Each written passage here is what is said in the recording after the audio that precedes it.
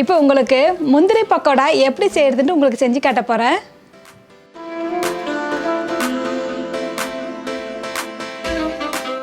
இந்த பக்கோடா ரொம்ப ஈஸியாக நல்ல டேஸ்ட்டாக கடையில் விற்கிற மாதிரியே நல்லா மொறு மொறுன்ட்டு நம்ம இப்போ வீட்டிலேயே செய்ய போகிறோம். இப்போது முந்திரி பக்கோடா எப்படி நம்ம மொறு மொறுன்ட்டு வீட்டில் செய்யறதுன்னு போய் பார்க்கலாம்.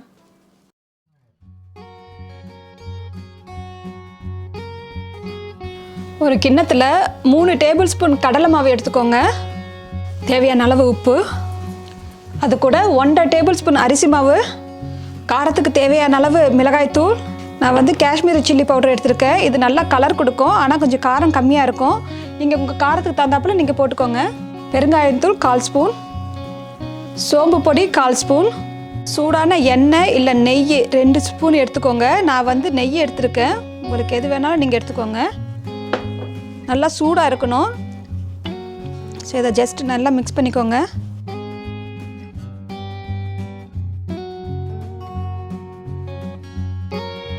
இது கூட ஒரு 10-15 இலை கருவேப்பிலை இலை வந்து நல்லா பிச்சு போட்டுக்கோங்க. இந்த மாதிரி நல்லா உதுத்து விடுங்க. இந்த நம்ம நெய்யெல்லாம் வந்து நல்லா உதிரணும், மாவு கூட ஒட்டி நல்லா உதிரியாக இருக்கணும். பாருங்கள், இந்த மாதிரி இருக்கணும். நெய் மாவு எல்லாம் நல்லா மிக்ஸ் ஆகி நல்லா உதிரியாக இருக்கணும் மாவு வந்து. இது கூட 1 கப்பு முந்திரி பருப்பு போட்டுக்கோங்க. நல்லா மிக்ஸ் பண்ணி விடுங்க. இதில் வந்து கொஞ்சம் கொஞ்சமாக தண்ணி வந்து தெளித்து நல்லா மிக்ஸ் பண்ணணும்.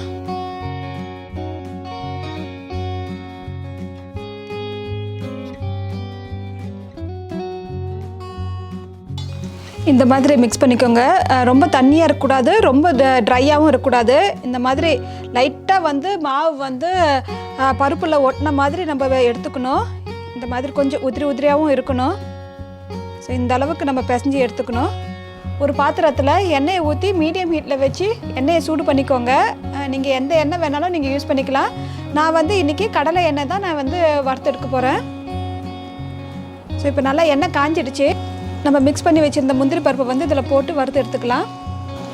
ஒன்றொன்னா பிரித்து விடுங்க, மொத்தமாக போட்டுடாதீங்க, நல்லா இருக்காது. ஒன்றொன்னா பிரித்து விட்டால் தான் முந்திரி பருப்பு நல்லா கிறிஸ்பியாக ஈவனாக வேகும்.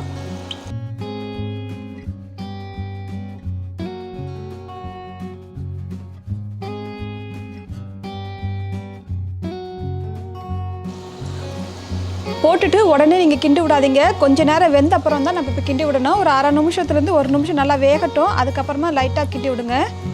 இல்லைனா மாவெல்லாம் பிரிஞ்சிக்கும், பருப்புலேருந்து மாவெல்லாம் பிரிஞ்சு வந்துடும் உடனே கிண்டி விட்டா.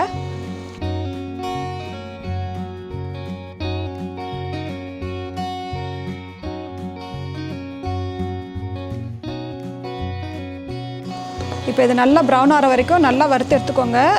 ஒரு 3 நிமிஷத்துலேருந்து 5 நிமிஷம் ஆகும் இது வறுத்து எடுக்கிறதுக்கு. இப்போ பாருங்கள், நல்லா வறுத்துடுச்சு முந்திரி பருப்பு பக்கோடா வந்து நல்லா ப்ரௌனாகவும் ஆகிடுச்சு. அதே சமயத்தில் பாருங்கள், இந்த பபுளெல்லாம் வந்து கொஞ்சம் அடங்கிடுச்சு, கொதிக்கிறது, எண்ணெய் கொதிக்கிறது. ஸோ அந்த ஸ்டேஜில் வந்து நம்ம இப்போ எடுத்துடலாம்.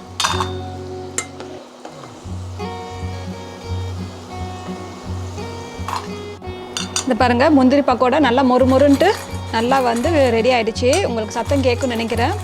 நல்லா கிறிஸ்பியாக இருக்குது.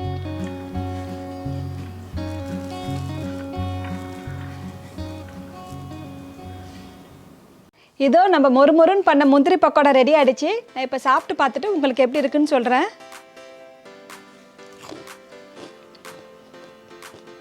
ரொம்ப நல்லா இருக்குங்க, நல்லா மொறுன்ட்டு நல்லா டேஸ்ட்டாக இருக்குது. நீங்களும் இதே மாதிரி செஞ்சு பாருங்கள். உங்களுக்கு இந்த ரெசிபியில் ஏதாவது டவுட் இருந்தால் கமெண்ட்ஸ் பண்ணுங்கள், நான் ரிப்ளை பண்ணுறேன்.